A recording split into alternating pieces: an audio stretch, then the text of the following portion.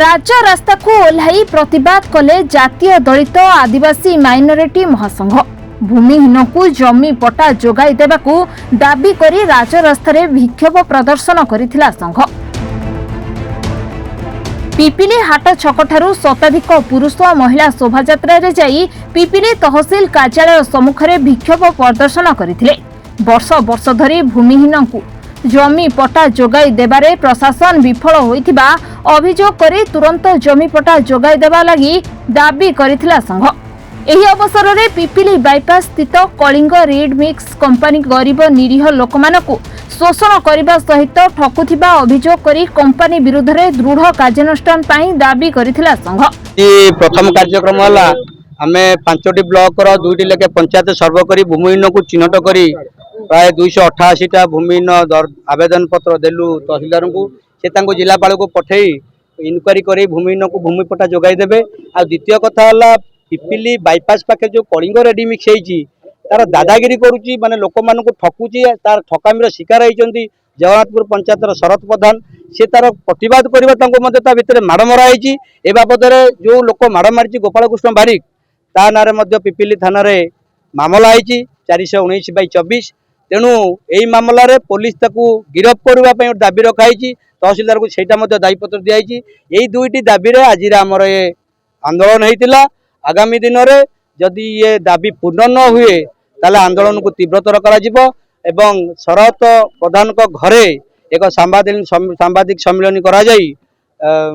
आगामी पदक्षेप निया जिवो जाकि कलिंग रेडी मिक्स आगे हजार हजार महिला शरद प्रधान को न्याय पई बसी। मोर अभियोग कलिंग रेडी मिक्स द्वारा मोर छात कंक्रीट छात पड़ीथिबा से छात रे बहुत खराब जिनस लागी जो थोर पानी गलुची तलू छिड़ुची तापर अभियोग कलापर से किसी शुणी ना मालिक शुणी ना मैनेजर शुणी ना कथा कथित गोपकृष्ण बारिक सी कहचा मालिक मैनेजर ताकू बारंबार कहवा सत्वे से जाए देखिले कहला आम सब ठीक ठाक करदेबू किंतु किसी करनी बारंबार गलापर आमको बकाबाजी करी गाड़ी चढ़े देव धमक देले तुम हाथ कौन हम कर आमती बहुत आम द्वारा निर्यातित बर्तमान हो सी बर्तमान स्थानीय गुंडा कलिंग रेडी स्थानीय गुंडा हिसाब से काम कर मोर दाबी से गिरफ हूँ एवं मते ठीक न्याय मिलू प्रशासन मोर देखू मुझे परीक्षा करीक्षा तार मान ठीक आसनी जी आसिया तार मान आसनी से भी परीक्षा कराया मत देले ना कि मुझे पचारि पचारि जा मोर जो परीक्षा कथा करी से परीक्षा जी मानदंड आसवा कथा कंप्रेसर जी आसिया कथा आसनी से कागज पत्र मो पाखे अच्छी मुझे मीडिया भाई मानक आगुरी देती पुलिस स्टेशन ये सब करके रखी मोर अनुरोध एति मीडिया भाई मानक अनुरोध एति आप मो दाबी उपस्थापन करूँ कलेक्टर मो कथा शुणु कार्यानुष्ठान निहत हो मोर क्षतिपूरण मत दि जाऊ। दुईटा आज दाबी था गोटे घर बारी से घर बारी मुझे से एप्लाय करेंगे एज पर OGLS एक्ट रे इनक्वारी हे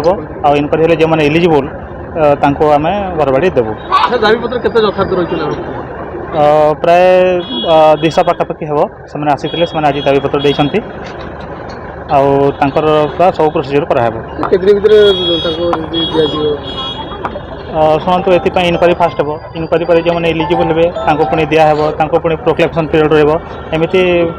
प्राय प्रोसीजर कला बेले मासे खंडे लग जाए। राज्य सभापति विजय सेठी नेतृत्व में आयोजित यह प्रतिवाद सभा राज्य संपादिका सोनीलता सेठी शरद प्रधान प्रमुख उपस्थित रही पुरी जिलापाल उद्देश्य रे दाबीपत्र पिपिल तहसीलदार दिलीप कुमार माझी को प्रदान करथिले। पिपिली जयंत कुमार सेठी रिपोर्ट रिपोर्टर्स टुडे।